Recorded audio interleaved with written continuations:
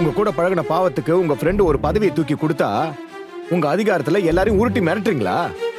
Hello, நான் இவ்ளோ நாளா இடியாப்போ வித்தவளா இருந்தாலும் இப்ப நான் இந்த ரெஸ்டாரண்ட்ல ஒன் ஆஃப் த பார்ட்னர். அததான் நீங்க பார்க்கணும். அதே மாதிரி பெரிய பிசினஸ் ஓனர் என்ற பெருமையோட நீங்க இருந்தீங்கல்ல, இன்னைக்கு இங்க சம்பளத்துக்கு இந்த ரெஸ்டாரண்ட்ல ஆஃப்டர் ஆல் வேலை செய்யற ஒரு ஷெஃப் தான் நீங்க.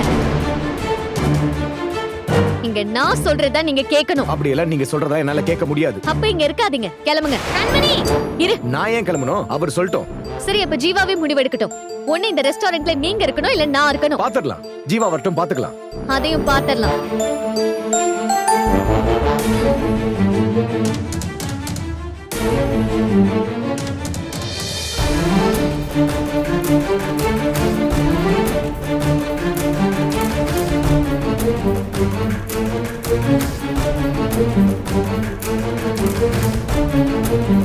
என்னதான் உங்க பிரச்சனை? எங்க ரெண்டு பேர்ல யார் இங்க இருக்கணும்னு நீயே முடிவு பண்ணு ஜீவா. ஆமா, ஒண்ணு நான் இங்க இருக்கணும், இல்ல அவங்க இங்க இருக்கணும்.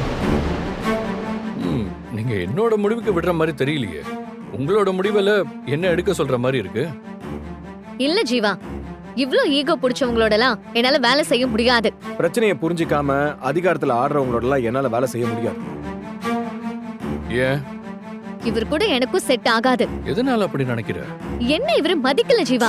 நான் ஏதாவது சொன்னா நீ என்ன சொல்றது, நான் என்ன கேக்குறது மாதிரி நடந்துக்கிறாரு. மரியாதைங்கிறது ஒரு மியூச்சுவலான விஷயம். நாம ஒருத்தர்கிட்ட எப்படி நடந்துக்கிறோமோ அதுதான் நமக்கு திருப்பி கிடைக்கும். சரி, இன்னைக்கு என்ன நடந்துச்சு?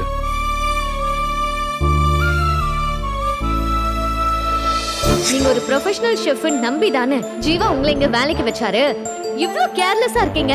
அதான் தெரியாம நடந்துச்சுன்னு சொல்றேன்லங்க. இன்னும் எத்தனை தடவை இப்படியே சொல்லுவீங்க? தப்பு செஞ்சா முதல்ல அதை ஒத்துக்க கத்துக்கங்க. ஒரு ப்ரொஃபஷனல் ஷெஃப் கிட்ட எப்படி பேசணும்னு நீங்க கத்துக்குங்க. எனக்கு என்ன சொல்றதுன்னே தெரியல. இதெல்லாம் ஒரு ப்ராப்ளமா? எனக்கு ஒண்ணு இல்ல ஜீவா, உங்க பிசினஸ் பார்ட்னர் தான் அப்படி நினைக்கிறாங்க. போதும் ஜீவா, இதுக்கு மேல என்னால இவரோட இங்க முட்டிட்டு இருக்க முடியாது. இதை இப்பவே முடிச்சு விடு. ஜீவா, நான் உங்களுக்கு கடன் பட்டிருக்கேன் தான், அதைத்தான் நான் வேற வழியில சரி பண்ணிட்டு இருக்கேன். ஆனா இப்போ இந்த விஷயத்துல எங்கள்ல யாராவது ஒருத்தரை சூஸ் பண்ணுங்க. ஒண்ணு உங்க பிசினஸ் பார்ட்னர் இருக்கணும், இல்ல நான் இருக்கணும். இங்க பாரு ஜீவா, நான் உன் ஃப்ரெண்டுலாம் யோசிக்காத. நீ என்ன முடிவெடுத்தாலும் எனக்கு அது ஓகே தான். ஆமா ஜீவா, எனக்கு இது ஓகே தான். ஆனா எனக்கு அது ஓகே இல்ல. கண்மணிக்கு அன்பு இங்க இருக்கக்கூடாது, அன்புக்கு கண்மணி இங்க இருக்கக்கூடாது. இதானே உங்களோட முடிவு.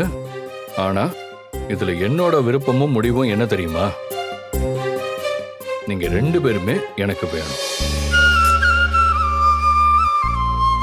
உங்க ரெண்டு பேரையும் நான் வேற வேற விஷயத்துக்காக தான் இங்க கூட்டிட்டு வந்தேன்.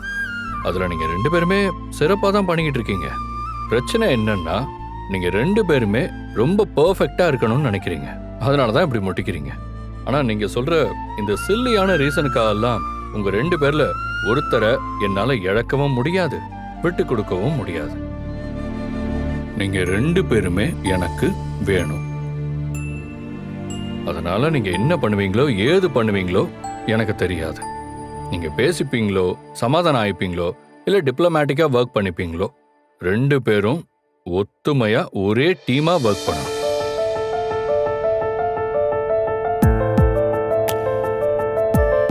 உண்மையை சொல்லணும்னா, இந்த ரெஸ்டாரண்ட்டையே நான் உங்க ரெண்டு பேரை நம்பி தான் மறுபடியும் நடத்தவே ஆரம்பிச்சிருக்கேன். அதை கொஞ்சம் மனசுல வச்சுக்கிட்டு நடந்தது எல்லாத்தையும் மறந்துட்டு ரெண்டு பேரும் ஒன்னா சேர்ந்து ஒர்க் பண்ணணும். அவ்வளவுதான் நான் சொல்லிட்டேன்.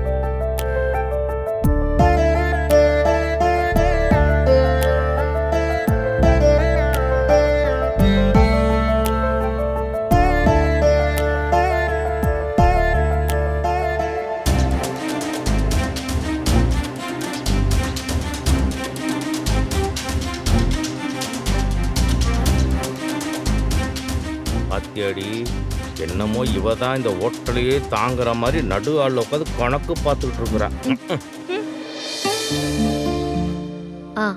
1 2 3 சரியா இருக்கண்ணே. தர்மலிங்கண்ணே, என்ன தம்பி? கேஸ் காலி ஆகுற மாதிரி இருக்கு. ஏற்கனவே சிலிண்டர் பிரச்சனை பயங்கரமா ஓடிக்கிட்டு இருக்கு. திடீர்னு கேஸ் காலி ஆயிடுச்சுன்னா சமைக்கிறது ரொம்ப கஷ்டமாயிடும்.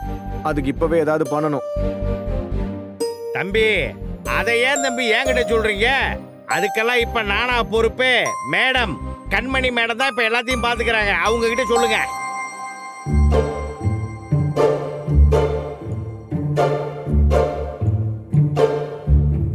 இது ரொம்ப முக்கியமான இஷ்யூ.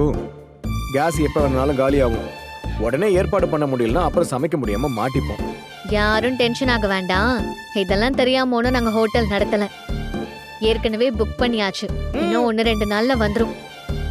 இப்படி எல்லாம் புக் பண்ணிட்டு சும்மா உக்காந்துக்கிட்டு இருந்தா நாளைக்கு கிச்சன்ல அடுப்பு எரியாது. 1 மாசத்துக்கு முன்னாடி புக் பண்ணவங்களுக்கே இன்னும் சிலிண்டர் கிடைக்கலையாம். அந்த அளவுக்கு கேஸ் தட்டுப்பாடு போயிட்டு இருக்கு. இதெல்லாம் உடனே தீர்ற பிரச்சனையா தெரியல. ரொம்ப நாளைக்கு இப்படிதான் இருக்குன்னு சொல்றாங்க. ஹோட்டலை பார்த்துக்கிட்டா மட்டும் போதாது, அப்பப்ப நியூஸையும் கொஞ்சம் பார்க்கணும். தம்பி, இப்ப என்ன சொல்ல வரீங்க? இப்ப இருக்கிற சூழ்நிலை புக் பண்ண சிலிண்டர் வரது ரொம்ப கஷ்டமா இருக்கு. அதனால உடனே பிளான் பிக்கு தயாராகணும். பிளான் பினா இண்டக்ஷன் ஸ்டவ்க்கு மாறலாம்னு சொல்றீங்களா? கரண்ட் பில் எப்படி கட்டுறது? கொப்பனா கட்டுவேன். ஏற்கனவே ஜீவா தம்பி நஷ்டத்துல ஓடிட்டு இருக்க ஹோட்டலுக்கு எல்லாருக்கும் வெட்டியா சம்பளம் கொடுத்துட்டு இருக்காரு. இன்னும் அவரை நீங்க நஷ்டப்படுத்தலாம்னு பாக்குறியா? வாய் மூடி சும்மா ரெடி. தம்பி நீங்க பேசுங்க. அப்போ இண்டக்ஷன் ஸ்டவ் வேணாமா? இண்டக்ஷன் ஸ்டவ் எல்லாம் வீட்டுக்கும் டீ கடைக்கு தாங்க ஓகே. ஹோட்டல் எல்லாம் நடத்த முடியாதுங்க. அப்ப என்ன பண்ணணுங்கிறீங்க தம்பி? கேட்டரிங்ல எனக்கு நிறைய கான்டாக்ட்ஸ் இருக்கு. அவங்க கிட்ட கேட்டு எக்ஸ்ட்ரா சிலிண்டர் வாங்கி வச்சுக்கிட்டோம்னா கொஞ்சம் பயம் இல்லாம இருக்கலாம். நல்ல யோசனை தான் தம்பி. அப்படின்னா முயற்சி பண்ணி பாருங்களேன். பட் ஆனா அதுக்கு கொஞ்சம் எக்ஸ்ட்ரா பே பண்ற மாதிரி இருக்கும். எக்ஸ்ட்ராவா? ஆமா. அண்ணே, என்னால 5 பைசா கூட எக்ஸ்ட்ராவா செலவு பண்ண முடியாது. ஹோட்டல் ஏற்கனவே எவ்வளவு லாஸ்ல போயிட்டு இருக்குன்னு தெரியும்ல. இதுல தண்ட செலவெல்லாம் என்னால அலோவ் பண்ண முடியாது. நாளைக்கு கேஸ் தீர்ந்து போச்சுன்னா சமைக்க முடியாது. சமையல் எரிவாயு தட்டுப்பாடு காரணமாக ஹோட்டல் மூடப்பட்டதுன்னு பெருசா போர்டு எழுதி மாட்டணும். பரவாயில்லையா? ஹோட்டல் நடத்தணும்னா இந்த மாதிரி சின்ன சின்ன செலவெல்லாம் பண்ணி தான் ஆகணும். அதெல்லாம் நாங்க பாத்துக்கிறோம். தேவையில்லாம இங்க இருக்கிறவங்க எல்லாம் பயமுறுத்த வேண்டாம். பயமுறுத்தல, வார்ன் பண்றேன். என்னோட எக்ஸ்பீரியன்ஸ்ல சொல்றேன். அதுக்கு மேல உங்க இஷ்டம். ஹலோ, போதும் நிறுத்துறீங்களா? சும்மா சும்மா உங்க எக்ஸ்பீரியன்ஸ் பத்தியே இங்க பேசிட்டு இருக்காதீங்க. அதெல்லாம் கேக்குறதுக்கு இங்க யாரும் தயாரா இல்ல. உங்களை விட இந்த ஹோட்டல்ல அதிக பொறுப்புல இருக்கிறவன் நான். எல்லாம் நான் கரெக்டா தான் பாத்துட்டு இருக்கேன். சிலிண்டர் புக் பண்ணியாச்சு, அது வந்துரும். உங்க வேலையை மட்டும் பார்த்துட்டு நீங்க சும்மா இருந்தா போதும். நான் சொல்றத சொல்லிட்டேன்பா. அப்புறம் கேஸ் காலியாகி சிலிண்டர் கிடைக்காம போச்சுன்னா அப்ப தெரியும் உங்களுக்கு.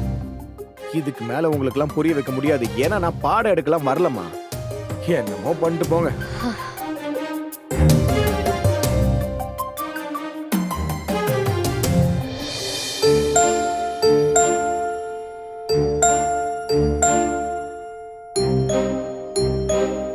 என்னடி, இன்னைக்கு ஏதாவது முட்டிக்கிட்டாங்களா? என்னைக்குதான் அவங்க முட்டிக்காம இருந்தாங்க? ச்சே, பேச பேச ஒட்டிப்பாங்கன்னு பார்த்தா எப்ப பார்த்தாலும் முட்டிக்கிட்டே இருக்காங்க. ஆமா, இன்னைக்கு என்ன பிரச்சனை? அது அவகிட்டே கேளுங்க. ஏய் கண்மணி, சொல்லுமா. வந்ததுல இருந்து ஏதோ கப்பல் கவுந்த மாதிரி யோசிச்சுட்டே இருக்கியே. ஒண்ணும் இல்லம்மா, ஹோட்டல்ல கேஸ் காலியாகிற மாதிரி இருக்கு.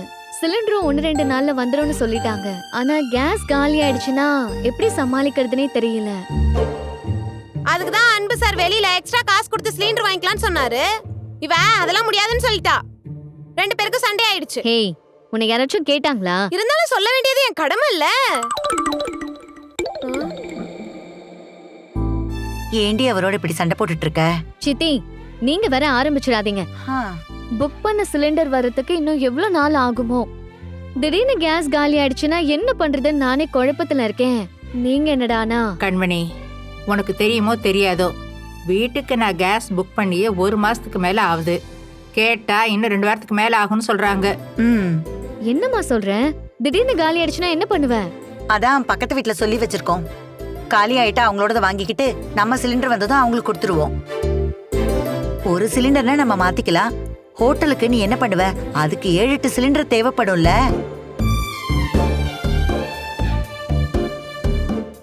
இப்ப உனக்கு என்னடி குழப்பம்?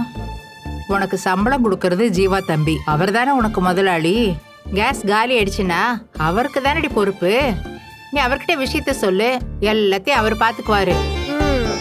சரி சரி, போன் போட்டு இப்பவே சொல்லிடு.